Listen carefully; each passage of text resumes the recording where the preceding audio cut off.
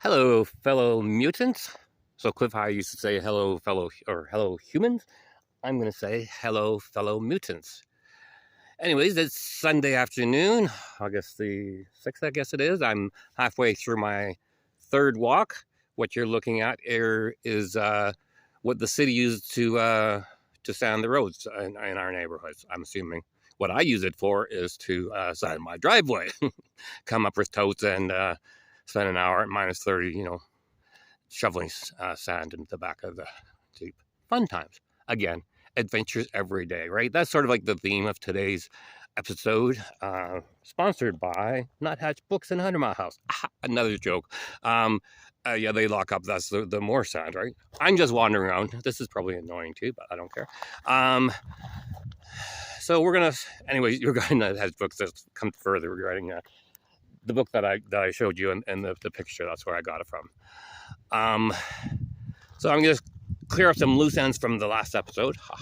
Again, I'm just making up things as I go along. Yeah, so monotonous. Yeah, I looked at your definition, and yeah, my life is far from monotonous. It really is. Every day is truly a new adventure. And regarding the dogs, Derek feeds for the last couple weeks now. The dogs have been fed by Derek, our oldest, because he stays up all night. So at 5:30, when the dogs are hungry, and I'm still not awake because I got about 6, then he feeds them. So I don't have to feed the dogs anymore. So it's awesome. I just have to make coffee, which I could do the night before, but I usually don't. And so anyways, yeah, this is about halfway up just a little bit halfway up the mountain as well. Like SPCA, where the car racing is about another 2.2 kilometers up that way. And yeah, nobody ever comes here, or hardly ever. See, there's bring it down here. There's a laptop here. That laptop there, I think it's a laptop or a monitor or something like that. It's been there for months. Nobody touches it. Nothing ever gets touched in this favor. And anyway, so, and we're on the horizon. Is it something to do with the altitude or latitude? I always get those things mixed up. Notice how they're similar in words as well. Because I know, I mean, we're a lot higher up in both altitude and I'm assuming, well, for sure latitude and altitude. I'm quite sure we're a lot higher than you up. I climbed about 200 meters and 60 meters, which is about 180 feet from our house up to here. Anyways, I'm gonna go back and sit down because I'm hot up here. Well, it's not bad. It's about 30 right now, so 90, 86.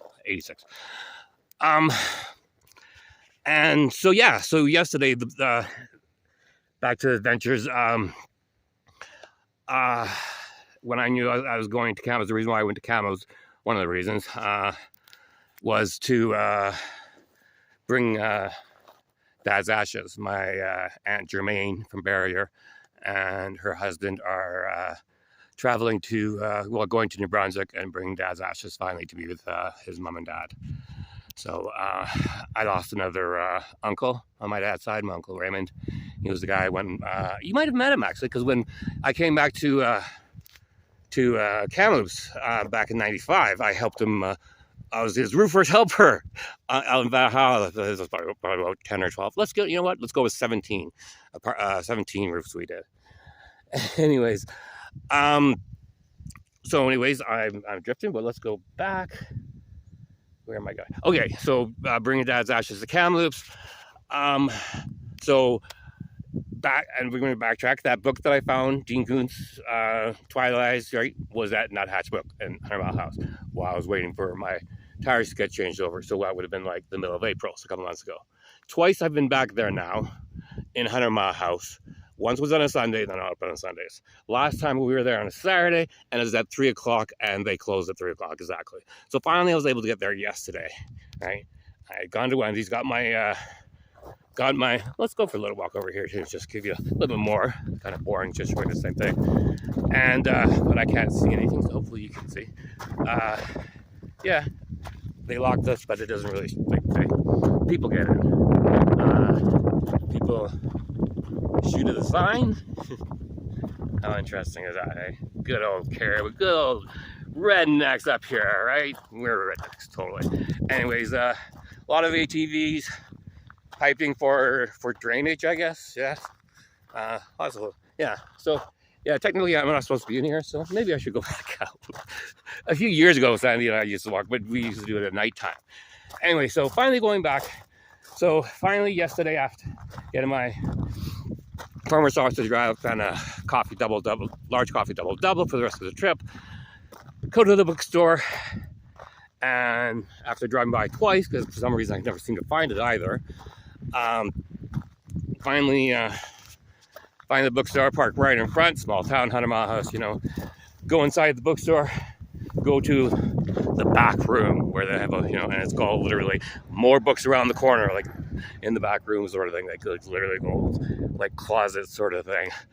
And sure enough, I go and I had one mind mission, you know, Arthur C. Clarke, Imperial Earth, right? And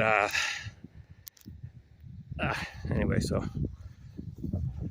so anyways, we're almost done here. But yeah, so it was, they had one book by Arthur C. Clarke. It was that book there. I thought, okay, you know, I look in sort of, you know, looking for a price and started going, no price. Okay, well, maybe they'll just charge me $275 because that's what price on the cover, right? Remember, 1973, the book is like in mint condition. I mean, not mint. I mean, I got to be really careful. I want to try to keep it in the condition that it's in.